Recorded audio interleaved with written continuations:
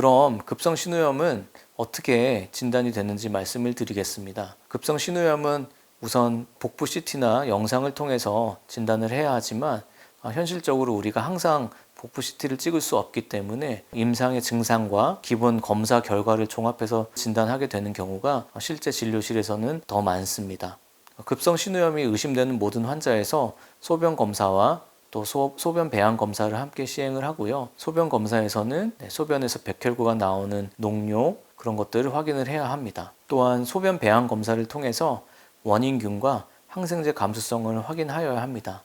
이 결과가 있어야 어떤 항생제가 내 신장을 감염시킨 세균에 효과적인지 알 수가 있습니다. 특히 요즘처럼 항생제 내성이 증가하는 시대에는 반드시 시행되는 것이 중요하겠습니다. 그리고 혈액 검사를 통해서 염증 수치, 백혈구 수치 등을 통해서 전신의 염증 정도를 평가하게 되고요. 또한 신장 기능을 평가하고 또 합병증이 없는지를 살펴보게 됩니다. 그리고 앞서 말씀드렸듯이 대부분의 경미한 급성 신우염의 환자는 영상 검사가 반드시 필요하지는 않는데요. 그런데 복부 CT 검사가 꼭 필요한 경우가 있습니다. 급성 신우염으로 진단을 하여서 항생제 치료를 하여도 48에서 72시간 후에도 호전이 없고 상태가 더 악화되거나 또한 요로 폐색이 의심되거나 신장의 농양 또는 기종성 신우염 등 같은 합병증이 의심이 될 때, 그리고 또 폐혈증 또 폐혈성 쇼크 상태가 진행이 되었을 때, 그럴 때는 꼭 CT를 찍어서 급성 신우염이 맞는지 확인이 필요하겠습니다. 그러면 환자분들께서 가장 많이 질문을 하시는 게 어떨 때 입원을 해야 되고 어떨 때는 입원하지 않고 경구 항생제로 치료가 되는가요? 질문을 많이 하시는데요. 다음의 경우에는 입원 치료가 필요합니다. 폐혈증 또는 폐혈성 쇼크가 동반되었거나 38.4도 이상의 고열이 지속되거나 극심한 통증이 있거나, 그리고 극도의 쇠약감과 탈수 증상을 보였을 때, 그리고 경구 항생제를 도저히 먹을 수가 없는 상태, 그리고 요로 폐색 등이 의심될 때는 입원 치료가 필요합니다. 반대로 이런 조건에 해당하지 않고 증상이 경증이라면 외래에서 경구 항생제 치료가 가능합니다. 단 외래 치료를 선택을 하셨더라도 약 2에서 3일 내에 반드시 임상 경과를 다시 확인하셔야 하고 호전이 없다면 입원 치료로 전환해야 할 수 있습니다. 그래서 급성 신우염의 치료를 말씀을 드리면 치료의 근간은 이제 항생제 치료가 되겠습니다. 항생제는 7일가량 치료를 하게 되고요.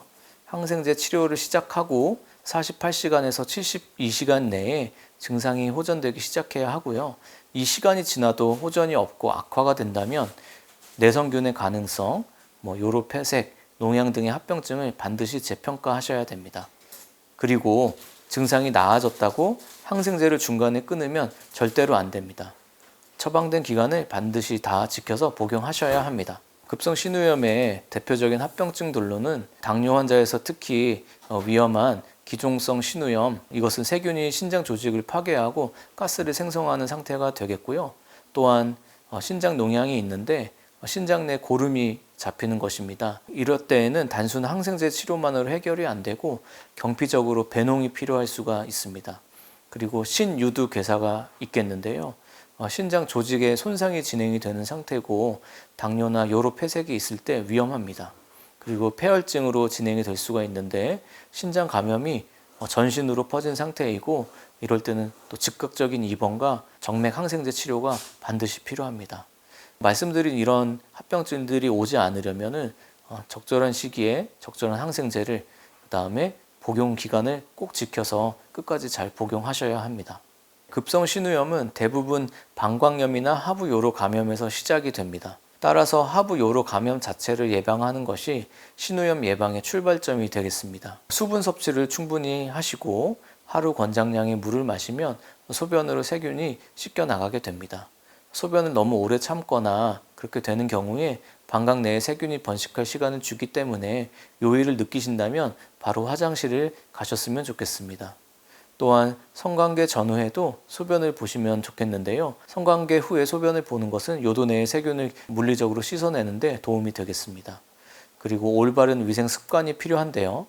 특히 여성분들은 배변 후에 앞에서 뒤 방향으로 닦으시고 반대 방향으로 닦으면 항문 주변에 대장균들이 요도 입구 쪽으로 밀려올 수가 있습니다. 땀에 젖은 속옷이나 그런 것들은 오래 입지 마시고 갈아입으시는 게 좋겠습니다. 그리고 방광을 완전히 비우셨으면 좋겠습니다. 배뇨 후 잔뇨가 남으면 세균이 번식하기 쉬운 환경이 됩니다. 그리고 특히나 당뇨가 있으신 분들은 혈당 조절을 잘 하시는 것이 감염 예방에 도움이 되겠습니다. 당뇨 환자에서 급성 신우염은 더 심각한 합병증으로 이어질 수 있기 때문입니다. 그러면 언제 병원을 찾으셔야 되는지 말씀을 드리겠습니다. 고열이 38도 이상으로 하루 이상 지속되는데 원인을 모르시겠다면 반드시 병원을 방문을 하시고, 특히 다음 증상이 동반된다면 지체 없이 의료기관을 찾으셔야 합니다. 여러분들이 열이 났을 때 해열제로 열을 내렸다고 치료가 된 것이 아닙니다. 열이 왜 나는지 원인을 찾는 것이 가장 먼저입니다. 오늘 말씀드린 내용을 정리해 드리겠습니다. 급성 신우염은 신장의 세균성 감염입니다. 단순 방광염보다도 훨씬 심각하게 다뤄야 하는 질환입니다. 또 여성분들에서 해부학적 특성과 요로 감염에 취약한 환경으로 인해서 생각보다 자주 발생합니다. 고열, 옆구리의 통증, 메스꺼운 증상, 이 증상들이 감기처럼 보일 수 있지만 이것들이 급성 신우염일 수가 있습니다. 병원에 내원을 하셔서 의사에게 신체 검사를 받으시고 또 혈액 검사, 소변 검사를 통해서 급성 신우염인지 아닌지 진단이 되실 수가 있습니다. 치료 시기를 놓치게 되면 폐혈증, 신장의 농양, 또 신장의 영구적인 손상으로 이어질 수가 있기 때문에 적절한 시기에 잘 진단을 받으시고 치료를 잘 받으셔야겠습니다. 반대로 제때 진단이 되시고 적절한 항생제를 충분한 기간 동안 잘 복용하신다면 대부분의 경미한 급성 신우염은 완전히 회복될 수가 있습니다. 오늘 영상이 도움이 되셨다면 구독과 좋아요 부탁드리겠습니다.